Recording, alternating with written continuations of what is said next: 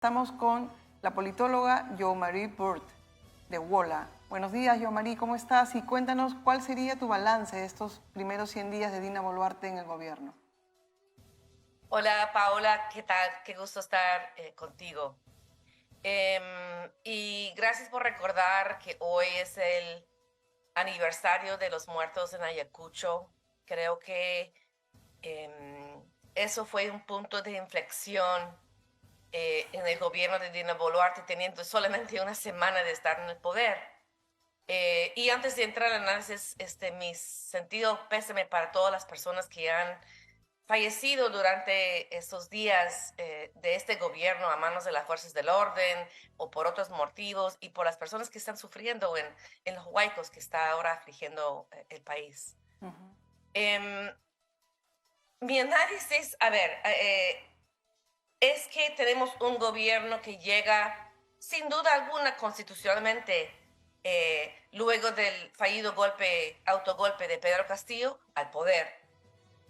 Como he dicho aquí y en otras ocasiones, sin embargo, la legitimidad no es dada, sobre todo en un contexto como este, en donde ha habido un intento de romper la institucionalidad democrática y en donde una gran mayoría del país siente poca confianza en sus gobernantes. Y por eso la demanda de elecciones tempranas caló tan hondo y tan rápido en el país.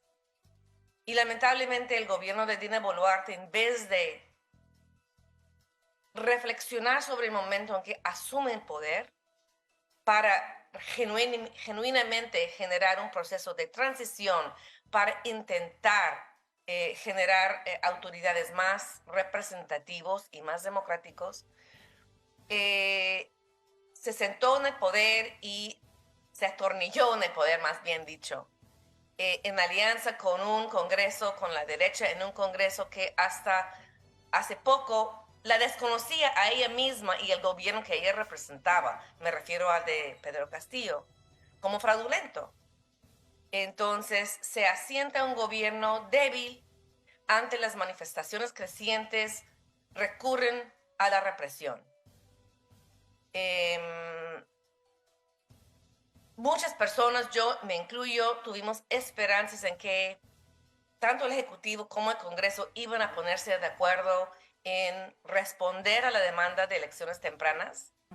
Eso no ha sido el caso. Ayer, por creo que quinta vez, el Congreso desestimó una propuesta de elecciones tempranas. Entonces nos encontramos en un impasse en donde el gobierno, para mantenerse en el poder, utiliza la violencia y la represión, está generando medidas cada vez más draconianas para gobernar, como la legislación, para aumentar las penas para personas que cometen supuestos crímenes durante un estado de emergencia, la expansión del estado de emergencia misma, la militarización de ciertas zonas, sobre todo Puno, donde la Fuerza Armada está asentada en la zona y está controlando el orden, controlando entre comillas el orden interno, y por ello se ha vuelto un nuevo signo en Puno, más, no solamente es elecciones tempranas, renuncia de Dina Boluarte, sino también que se vayan los militares de Puno, ¿no? El terroqueo Usted, constante, perdón, el terroqueo constante que busca deslegitimar a las manifestantes y sus demandas. O sea, estamos ante un gobierno débil que utiliza la represión y el terroqueo para mantener su poder. ustedes se reunieron como WOLA en Washington con la canciller Ana Cecilia Gervasi. En esa reunión, ¿qué les señaló la canciller que no iba a pasar, digamos, y que se iban a detener, sobre todo el tema de la represión a los que protestan contra el gobierno de Dina Boluarte? ¿Qué les señaló sobre ese tema? Lo primero que dijo la cancillera fue que el gobierno de Dina Boluarte no ordenó la represión, que es una cosa que hemos escuchado repetida vez tras vez, como si al repetirlo se vuelve verdad. Y nosotros le respondimos de que pues podría ser creíble que el gobierno no haya ordenado la represión la primera vez o tal vez la segunda vez, pero lo que se percibe en el Perú es un patrón de violencia estatal ejercida contra las manifestantes que hace dudar de esa afirmación. Y sí, como yo he señalado aquí en mis columnas en La República y en otros lugares, sí, es cierto que el gobierno no ha ordenado la represión, entre comillas. Entonces, ¿por qué continúa? Eso significaría que el gobierno no controla sus fuerzas del orden, lo cual es más grave aún, o igualmente grave. Las dos cosas son graves. Se viene, sí, se viene el informe de la Comisión Interamericana de Derechos Humanos que tenía una misión acá y, digamos, en el informe preliminar se une a lo que dijo Amnistía Internacional, que en esta protesta hay una suerte de estigmatización, hay actos de racismo donde se persigue sobre todo a las personas del sur andino por su cultura, por su vestimenta, por su manera de hablar. Se detiene a la gente y se está reprimiendo ya con un alto grado de, digamos, una alta carga racista. Sí. Cuéntenos, digamos, esto no se veía en el Perú hace mucho tiempo, ¿y por qué es grave para una democracia que suceda? Mire, no es hace tanto tiempo que se ve esto. O sea, yo viví en el Perú durante el conflicto armado interno y eso fue pan de todos los días. Cuando el ejército fue enviado a Ayacucho para reprimir Sendero Luminoso, en la mentalidad de los que fueron enviados y de los que dieron las órdenes, población indígena era igual a Sendero Luminoso. Y por eso vemos masacres indiscriminadas en contra de poblaciones indígenas en toda la Sierra Sur andina, en Ayacucho, en Apurímac, en otras zonas. Eso no es una historia tan lejana, ¿verdad? Creo que es importante recordar que la Comisión de la Verdad también recordó, señaló la fuerte carga racial en la violencia y no podemos olvidar que 3/4 partes de las víctimas del conflicto armado interno en Perú fueron personas rurales y campesinas indígenas. O sea, no es exactamente algo nuevo, pero se supone que, o sea, estamos en condiciones completamente diferentes. Estamos supuestamente en una democracia en donde todos los ciudadanos y ciudadanas somos iguales, en el cual no existe un grupo alzado en armas para generar, que podría explicar la violencia, la brutalidad y el racismo de la violencia estatal, ¿no? ¿Qué está pasando? Otra cosa. ¿Qué está pasando ante una sublevación de la población pacífica mayormente, ¿verdad? No es que están alzados en armas. Sí, por supuesto, hay hechos vandálicos, todos los hemos reconocido y denunciado, pero en su gran mayoría las protestas son pacíficas y la gente tiene demandas muy concretas y democráticas. Quieren mayor representación, quieren mejores representantes, quieren elecciones tempranas.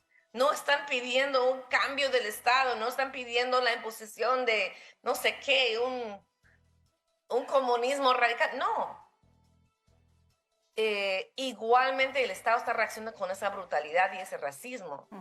O sea, llama poderosamente la atención qué está pasando en el país. Y creo que ustedes habrán visto el comunicado del gobierno Sí. antes de ayer, en el cual la canciller y la presidenta, pues un poco celebran su exitosa campaña al exterior de vender una nueva imagen del Perú y nos incluye a nosotros, a WOLA y otras organizaciones de derechos humanos como Amnistía, como muestras de su voluntad de respetar los derechos humanos. Y yo estoy aquí para decirles, señores, una reunión con una organización de derechos humanos, una visita de la Comisión Interamericana de Derechos Humanos, no es igual a que ustedes están respetando los derechos humanos. Es importante que existen esos canales de diálogo que permiten que la Comisión vaya al Perú a realizar su investigación, pero eso no quiere decir que las cosas han ido cambiando. O sea, sí, no hemos visto muertos civiles en protestas en algunas semanas, eso está muy bien, pero la represión continúa, las detenciones arbitrarias continúan, el terruqueo continúa. Claro, y continúa. tenemos a Puno que ninguna autoridad del gobierno de Dina Boluarte ha pasado desde el aeropuerto de Juliaca y ha entrado a la ciudad. Así. Y otros funcionarios que han ido a Arequipa, Apurímac y Cusco son, digamos, despedidos o les dicen que no estén allí. Nadie, el gobierno está desconectado de Puno porque la gente en Puno no quiere dialogar con el gobierno después que en un solo día mataron a 18 personas. Entonces, ese así es el no se problema. puede El gobernar. gobierno, Claro. el gobierno siempre nos ha dicho a nosotros, lo ha dicho en otros foros, que llaman al diálogo, pero no puedes llamar al diálogo sin realizar gestos reales para generar confianza, para generar legitimidad. Y este gobierno no ha hecho ninguna de las dos cosas. Al contrario, ha persistido en mantenerse en el poder, en no perseguir elecciones tempranas y en continuar deslegitimando y reprimiendo a las manifestantes. Y entonces no podemos generar un diálogo en esas circunstancias. Ese es el problema. Y por eso se ha llegado a un nivel de choque frontal, de impasse, en que ni siquiera es una calma tensa, es una tensión permanente entre una sociedad organizada, movilizada, que continúa con sus demandas, y lo vemos también en las encuestas, que 80% desaprueba el gobierno de Dina Boluarte, el 93% desaprueba este Congreso. O sea, es contundente, pero la derecha tiene el poder con ese gobierno y no lo quieren soltar. Por eso, unas muertes, 60 muertes, no es suficiente para que se vayan. Yo no sé qué va a ser suficiente para que se vayan. Digamos, para cerrar, Yomari, ¿qué esperarían, digamos, ahorita de lo que viene con el informe de la Comisión Interamericana de Derechos Humanos, dada cuenta que tanto la presidenta Dina Boluarte y el primer ministro Alberto Otárola están siendo investigados por estas muertes? No es como pasaba hace años, que a las autoridades políticas no les pasaba nada cuando pasaban violaciones a los derechos humanos. ¿Crees que ellos están preocupados por lo que pueda venir en términos de procesos de derechos humanos como autoridades políticas? Deben estar, o sea, no creo que estén preocupados ahorita, porque la fiscal general está haciendo todo lo posible por hacer un simulacro de investigación y no una investigación real. ¿Va? Eso me parece claro.